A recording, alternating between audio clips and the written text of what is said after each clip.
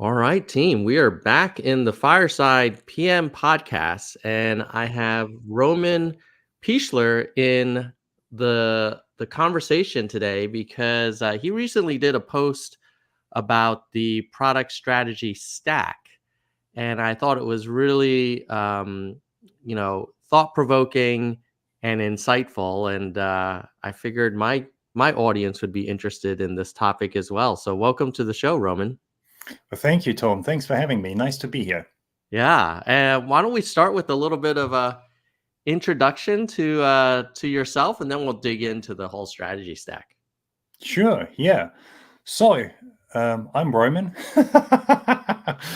and I've been in product management for a while, for good 20 years. As many people, at least, over the past, I guess, 10, 15, 20 years, I fell into product management. I was part of a team drafted in to help a healthcare organization with what seemed to be a technical issue, and ended up working with the lead product manager. And that kind of sparked my interest in product management. And I learned a lot from working with the individual. And then, continued that. And so these days, I run my own business. In fact, I've been doing it for a while and offer some product management training, workshops, coaching.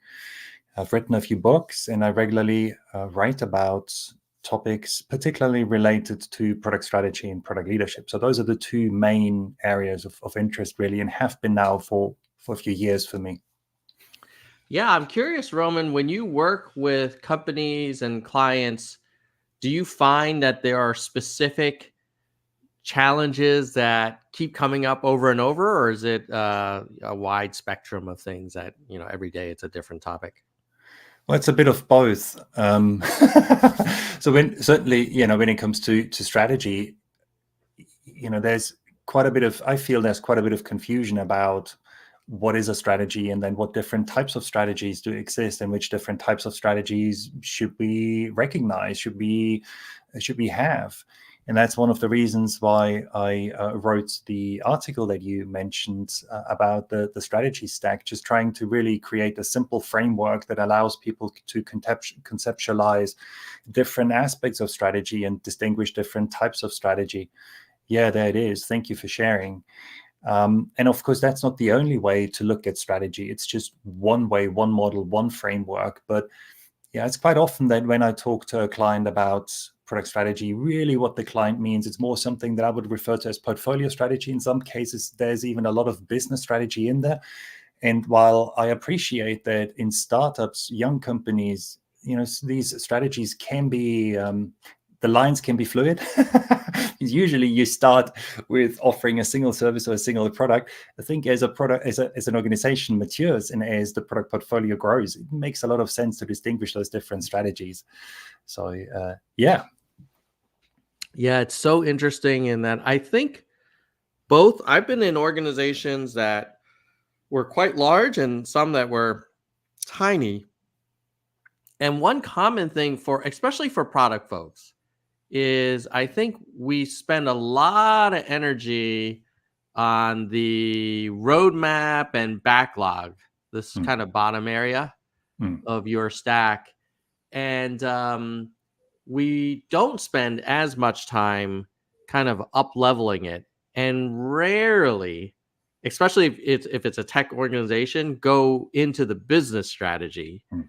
And the way I was reading your article was that, hey, it's sometimes helpful to kind of start at the super high level, then kind of work your way down versus like, oh, let's come up with a Gen AI feature and then we'll figure out a business strategy later. How have you observed, the clients that you work with? Like, where do they usually kind of, spend most of their time, and where do they need to work on? Yeah, so what you just mentioned, Tom, absolutely, matches my experience. That product people often, in a way, the flight level is too low. As you said, we focused on product discovery and delivery to a certain extent. Look at the product roadmap, try and influence or shape the roadmap as much as possible. This is usually where it ends. And again, as you've already alluded to, one of the ideas with this stack, with this framework, was to ensure that lower level, more tactical, more execution-oriented decisions are ultimately tied to strategic ones, and that our product strategy is ultimately connected to the business strategy. And I mean, for me, part of my kind of professional conditioning, part of my career was a couple of years at Intel in the late 90s. And at that time, Intel was a very mission-driven company, and everything was really focused on executing that mission, understanding that mission, and executing that mission. We had quarterly updates where all the employees, the regular employees, were gathered together, and business update meetings, and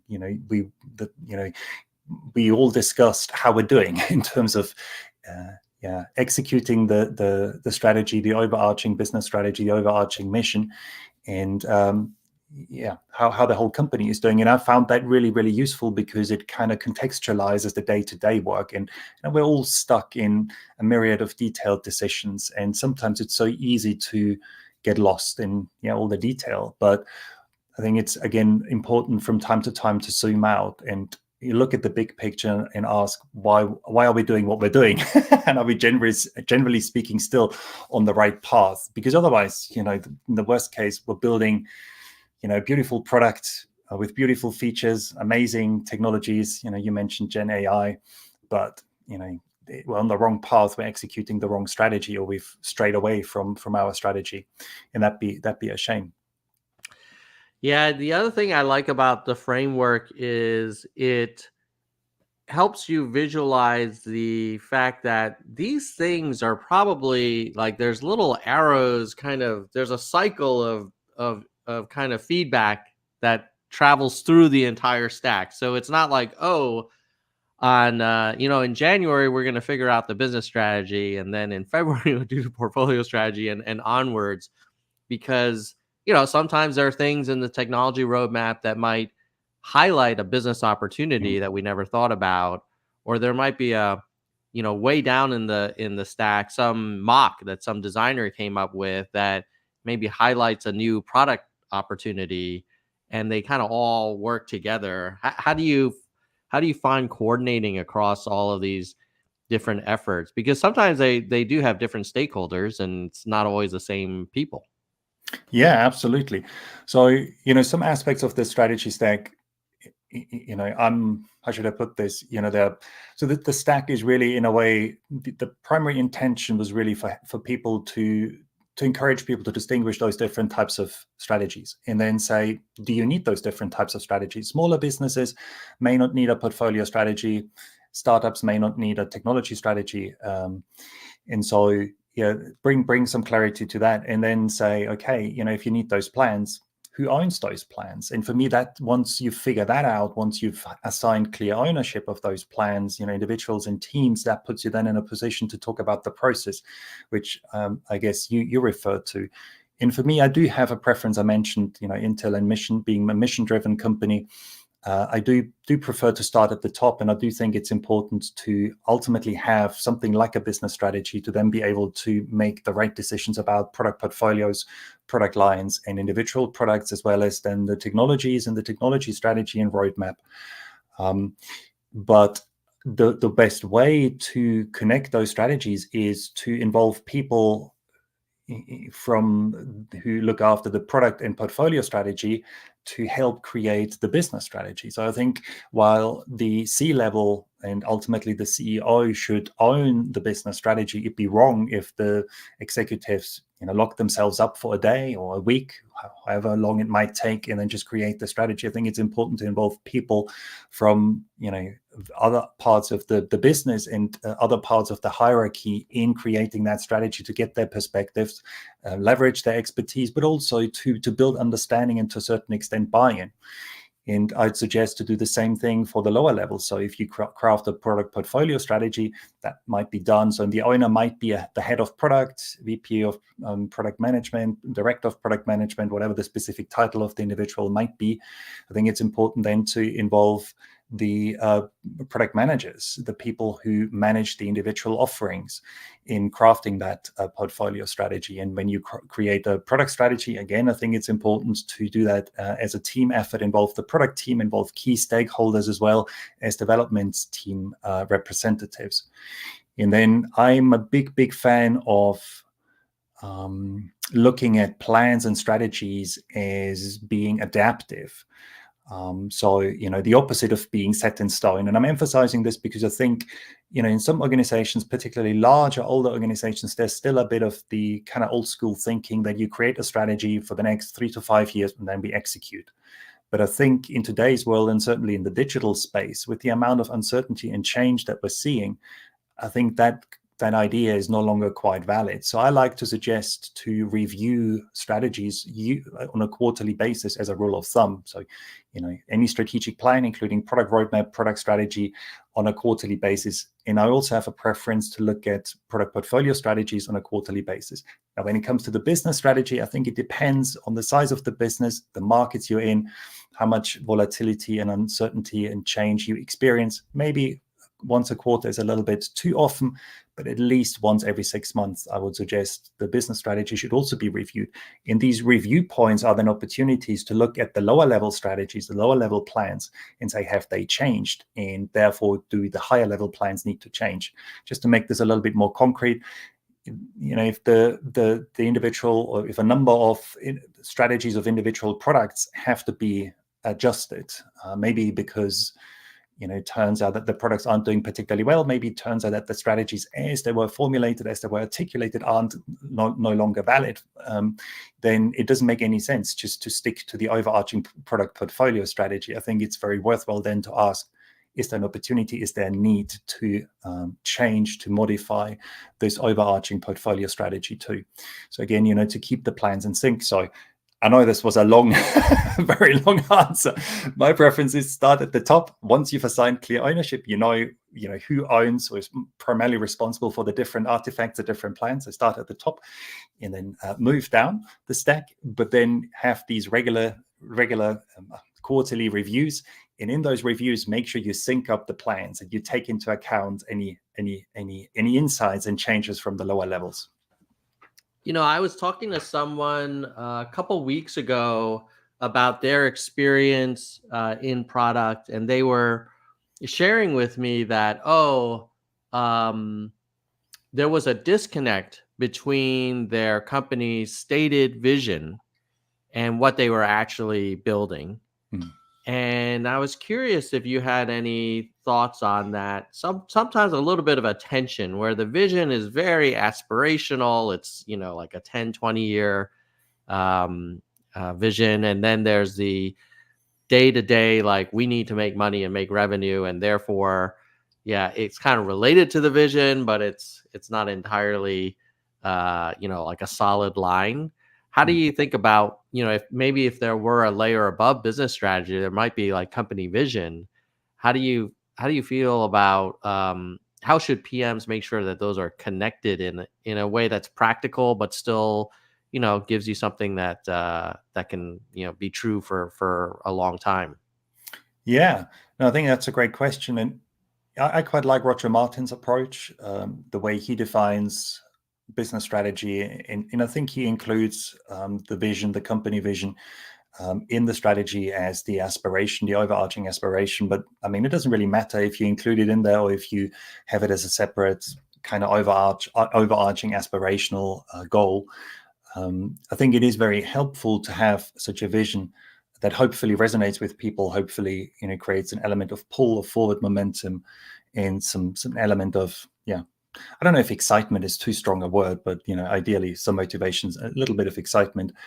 And for me, that should really then be like a guiding North Star that ultimately informs the individual product decisions. And so if you have a company vision, then it makes a lot of sense to think about having a vision for your product portfolio and having that vision of your product portfolio being aligned with the overarching company vision.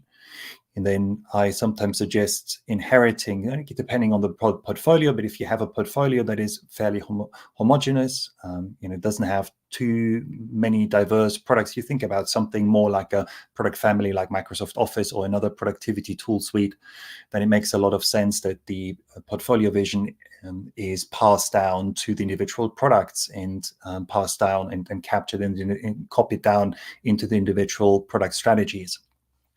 So that way you can create alignment. For me, again, that is very helpful because I do feel that at the end of the day, the individual products are just value creating vehicles. They're assets that exist to create value for users, possibly customers in the business. And ultimately, any product should help move the business forward. And ultimately, any product should help execute the overarching business strategy and make progress towards that big overarching vision that you mentioned. So again, I think the alignment piece is super important. Roman, let's talk a little bit about the stack in terms of org structure and seniority. You mentioned that, hey, maybe it's the CEO or the C-suite that's owns the business strategy. Is that another way? I mean, you could interpret this as an org chart where, you've got it depending on the size of the org, like people executing at the backlog level, and you have maybe your senior ICs at the roadmap level and directors at the product strategy level and senior directors at the portfolio. Like, I could see that being a natural organizing kind of principle. On the other hand, maybe some people listening to this are saying like, well, I'm an early career PM, but I don't want to be put in some box. I have opinions and I have insights about levels far up the stack. How do you think about who plays in what parts of the stack? Yeah, another great question. So for me, I'd say the minimum empowerment product managers need to be able to do an effective job is that they are authorized to make decisions about the features and the user experience of their offerings. And so essentially here on this stack, own the product backlog and the product roadmap.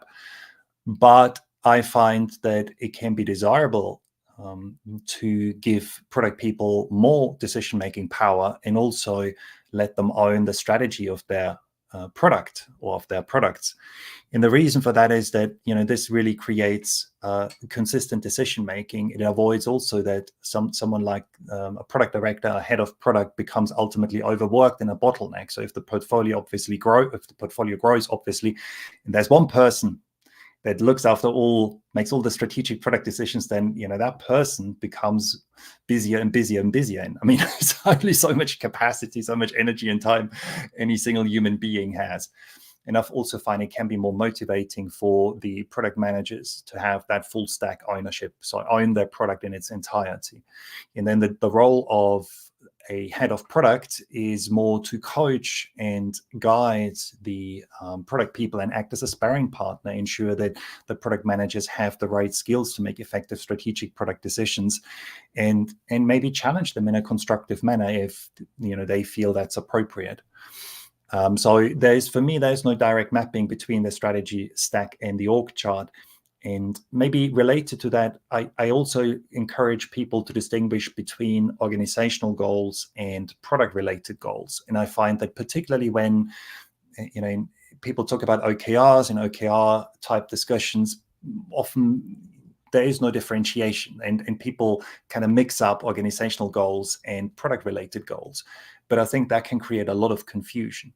So, business strategy formulates ultimately goals for the entire organization, but then a portfolio strategy and a product strategy and a product roadmap, they capture decisions relevant for products, groups of products, or individual products. And then, and ultimately, at least the product roadmap stipulates outcomes or goals for an individual product. So again, I find it helpful to separate them out a little bit. Roman, I have to ask you about what you're seeing around AI.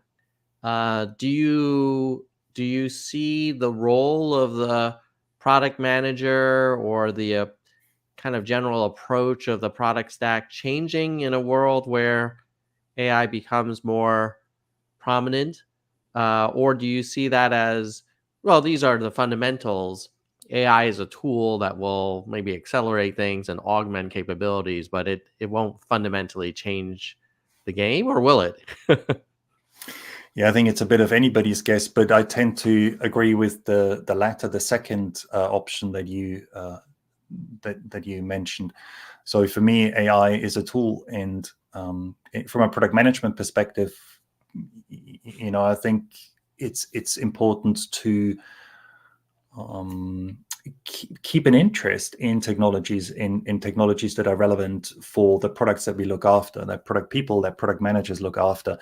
And one of the suggestions I like to give is to spend a little bit of time with strategizing work every single week. And so, half a day, 2 to 3 hours, assuming that as a product manager, you are in charge of the strategic decisions for your product. And as part of that 2 to 3 hour period, spend a little bit of time looking at not only what the competition is doing, not only what the latest data is saying that becomes available on a weekly basis, but maybe also look a little bit what's happening on the technology side. Are there any new relevant technology trends that you should maybe do a little bit of research on, or you should talk about to some of the development team members, maybe some of the more senior development team members. And second, make sure that the development teams aren't purely focused on building features and execution and delivery, but that they have a little bit of time to do some technology research.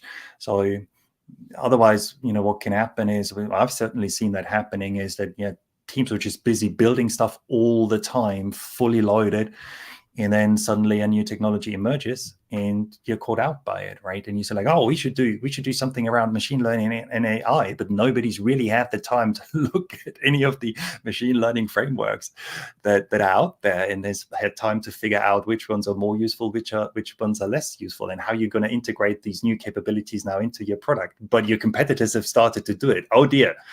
So being proactive, I think, is really, really important. And again, kind of not driving the teams too hard, but actually more the opposite, encouraging teams to do a little bit of ongoing technology research. Various ways, obviously, how this can be done, be it that having hackathons or hack days, be it, the 20% rule that, I think Google used or still uses, invented at 3M, I believe, or that, gold cards is another technique that I've come across, where teams allocate a little bit of time in their iterations, in their sprints for, as I said, prototyping and technology research.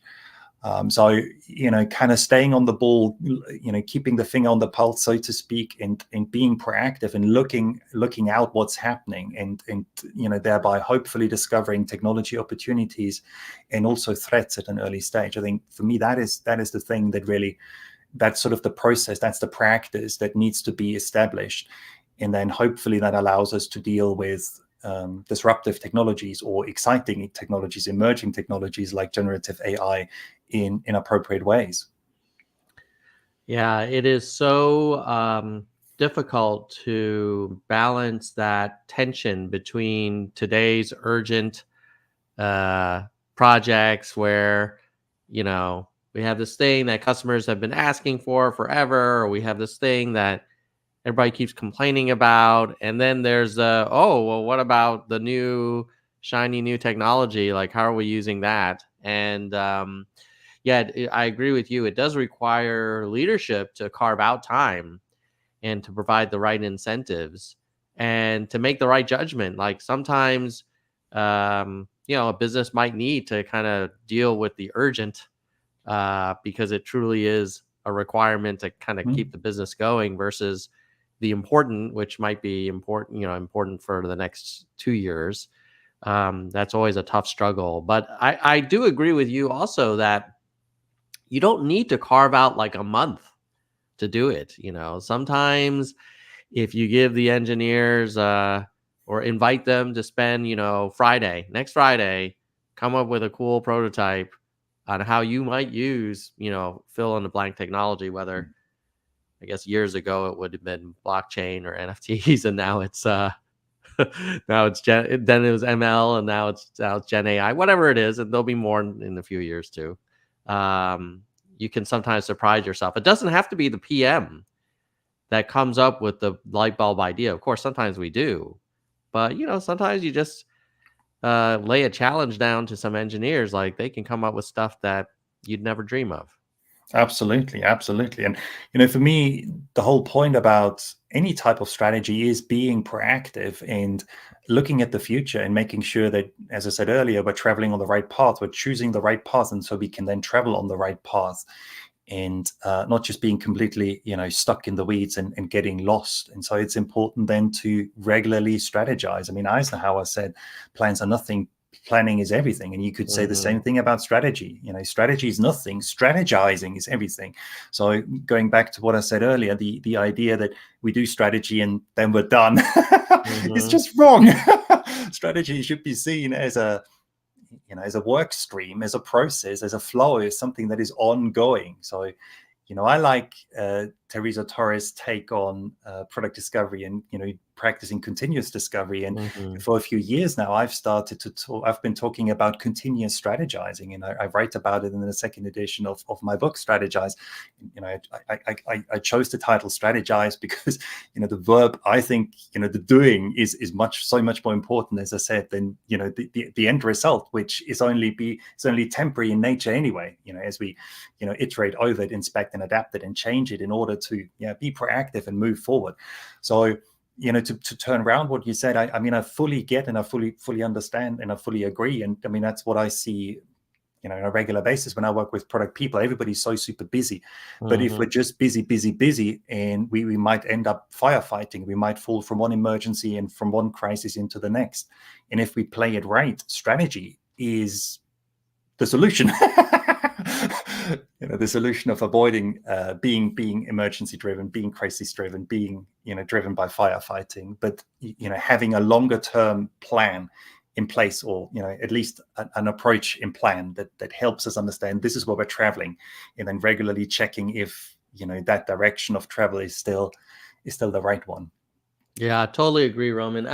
This is where I would invite senior PMs and directors to really, this is where you can have a lot of impact, because the ICPMs are, they're focused on getting their feature shipped and dealing with, whatever kind of P0 bug emerged this morning. And then the C-suite is focused on all kinds of very broad kind of vision or company strategy things. And that middle layer has an opportunity to do that continuous strategizing, where maybe it's not a formal process or a formal meeting like, oh, today we're going to talk about strategy, but you've got to inject it into your product reviews, into your one-on-ones, into your hallway conversations. Because if you're not going to raise those strategic kind of observations or highlight new opportunities or challenge assumptions, like who's going to do it? It's probably not going to be your L4 PM who's just trying to get the stuff out the door. And it may not be your VP who's dealing with like major organizational issues or fundraising or whatever it might be. So challenge everybody out there who is in that kind of middle level. Like, this is your opportunity to kind of connect the dots. Roman, this has been a great conversation. How can people learn more about what you're kind of thinking about and see some more frameworks that you've put together? Yeah, thanks for asking. So best place to go to is my website, romanpichler.com. So you'll find my books on there, videos, plenty of articles, my podcast, training courses, workshops. So yeah, check it out, have a look. And of course, templates, tools, the templates that I've created over the years. Have a look, and hopefully you'll find something that's useful. Amazing. Well, thank you so much for stopping in, and appreciate you taking time out of your evening to chat with me, Roman. It's been great. It's lovely. It was really enjoyed the conversation. Thank you for having me. And yeah, all the best. We'll talk again soon. Take care, Roman. And you. Bye. All right. Roman Pichler. Go check him out. Follow him on LinkedIn. He's got some classes. Maybe your company wants to engage with him, or I think he probably does some coaching as well. What are my takeaways from the conversation? I think the most interesting thing is this idea that there are many layers to this stack that probably as PMs, we don't really spend enough time thinking about. We tend to live in the roadmap and backlog layer. And then maybe for strategic planning or annual planning, we kind of pop our heads up into the product strategy layer. The business strategy is something where if you don't really kind of zero in on, hey, how is this thing going to make money? How is this thing going to scale? How does this thing position us in an industry with lots of other competitors? How do we fit in that ecosystem?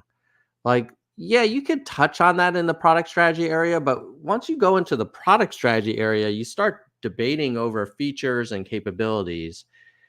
And maybe the business strategy layer gives you the freedom to say, like, why are we operating in this market? What do we think is the opportunity for the company? What makes us different? What's our unique point of view here? And you can just hit that in a way that's a little bit more focused than if you get sucked into the product strategy, product roadmap. And once you get into the roadmap level, you definitely have rabbit hole kind of risk, and everybody's going to be kind of arguing for their row on the roadmap or their box on the row. And usually the reason why there's tension on the roadmap is there isn't alignment on the business strategy. And there's different beliefs about, well, who is our customer? And, is the, kind of function that we're trying to optimize for traction, or is it revenue, or is it innovation? And those are the kinds of things that are easier to unpack if you have a formal kind of dedicated conversation about it. And to Roman's point, probably in a perfect world does not happen, just in August and September of each year, but kind of is infused in the thinking throughout the year. Speaking of business strategy, I am launching a class on Maven, which is designed for business strategy for PMs that don't have MBAs. And it's a month-long course that meets once a week for 90 minutes on the weekends. And you can learn more about it on maven.com/TomL. And we're going to be using kind of B school case studies, and we'll use kind of a HBS approach to unpacking cases. So if you are a PM that is interested in kind of building that muscle at that top layer, the business strategy, we're going to look at cases around AI, around, I think, Verizon partnership with NFL. There's also a strategy case around like tech layoffs. And then I think there's another one. I mean, let me just pull it up. Why don't I just, so that you can see. Maven. Tom L. Okay, let me just share the screen.